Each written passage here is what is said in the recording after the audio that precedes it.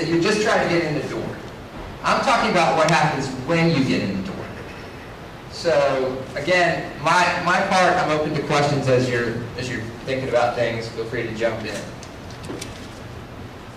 So the focus on this is not just behavioral interviewing. We had some technical difficulties, but I had a YouTube quote, which if any of you want to send, I'll send you the link. But it was 2 questions about this guy, and I was going to use this guy. He was a pickpocket, and if I were hiring a pickpocket, he's somebody I would have hired. And the reason why is because he's interviewed on YouTube about what he does. And he said, "What do you do?" And he said, "Well, I go up to people and I distract them, and I'm low-key, and I figure out ways." And he was asked an open-ended question about what it means to be a pickpocket. But they also asked him a very specific behavioral question, like, if you were a pickpocket and somebody figured out that you were stealing from them right in the middle of a crowd, how would you get out of that situation?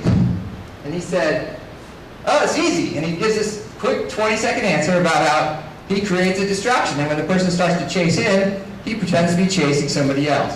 Now, I'm not advocating a career as a pickpocket. Just want to be clear about that. Gonzaga didn't raise you that way. But I think the point was that you have to be able to describe difficult situations. What we're going to do in a few minutes is Reddy's going to interview me. We're going to have a mock interview about some difficult situations where the interviews aren't just, "Hey, tell me about yourself." What's your name here in the front row? Nico. "Hey, Nico, you seem like a nice guy. Well dressed, Gonzaga. Boy, tell me about yourself." Well, it's not like that anymore. I mean, it's gotten to be much more refined of a science. The best interviews have always known that, but it's a better, much more refined science where they're going to ask you specific things that are designed, well-intentioned, not like the suicide questions, well-intentioned questions that are professional and are designed to put you on your edge.